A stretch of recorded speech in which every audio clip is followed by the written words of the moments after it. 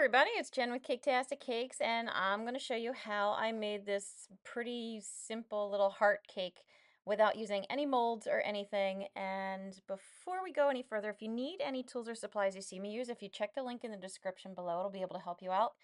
And I also need to add a little disclaimer on here that this is specifically what the teenage girl's whose birthday it was, it's what she wanted her cake to say. I thought it was funny. I don't know. But okay, so I've got 8-inch rounds here. I've got two 8-inch round cakes made for funfetti. And all you gotta do, you don't need a heart mold or anything like that. Just go to your printer, go online, find a template for a heart that's 8 inches, and then hit print. There you go. That's it. Cut it out. Cut out your heart, and then very carefully, I'm using a steak knife because it's serrated, and also a bread knife. Just chip away at it until your heart shape comes out.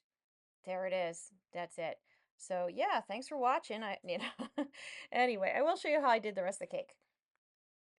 Because I did end up filling this with vanilla pudding, and it might be helpful to someone to see how to fill a cake with something soft.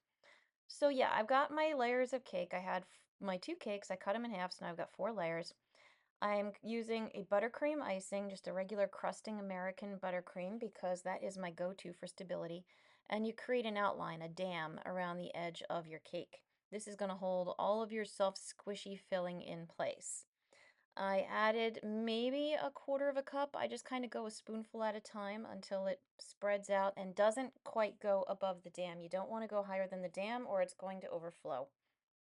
Well, it could overflow.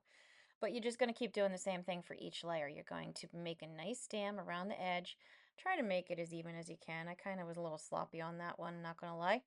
And then add your filling, add your next layer, make sure it's nice and even, do it again. And then last but not least, turn your last one over so you have a nice smooth flat top and ba-bam. Now, as far as icing this cake goes, she wanted it to be pink and frilly and I guess a little bit more of a traditional style. So I did the whole thing in a crumb coating of just some pink buttercream. Again, this is just American buttercream. You could yeah, you could definitely use any other kind if you wanted to use a Swiss or French or whatever. Italian is always nice. A meringue buttercream. Yeah, anyway. Anyway, yeah, get a nice layer on that. Put it in the fridge to let it chill because you're going to have to keep it as firm as possible, especially when they have a nice pudding center because it's all soft and squishy.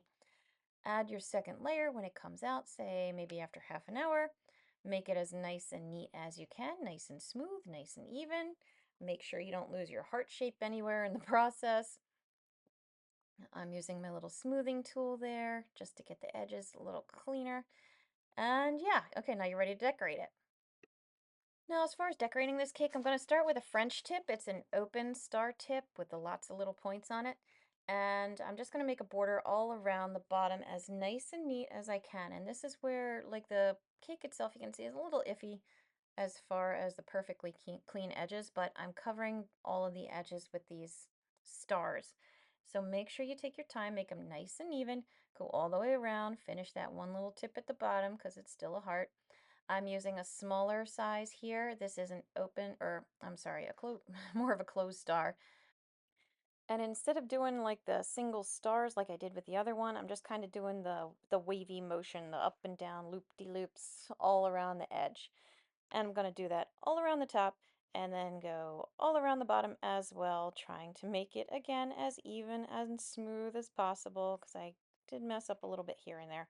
But do your best. And it doesn't matter what tips you use either, as long as you just have some nice frilly things going in different patterns, it'll stand out and you'll be able to see it. And now just to mix things up, I'm going to add a little bit of a different shade of pink. It just makes it stand out, makes it a little brighter. And you can do as many of these little rows of colors and ruffles and dots and stars as you want, whatever you think looks good. Now, as far as the message itself, I'm just going to kind of zip through this. It is some gum paste that I'm using. You could use fondant or gum paste. I'm using the fondant paddle there just to roll it so it's nice and even. Using my X-Acto knife to carve out my letters, to cut them out. And I'm just shaping them out of those wedges, that I'm rolling there. and make it all nice and neat. Make it say happy birthday. Make it say hell is a teenage girl if you want, whatever. But you've got a heart-shaped cake, easy to make, very pretty and ruffly, and you didn't use a mold.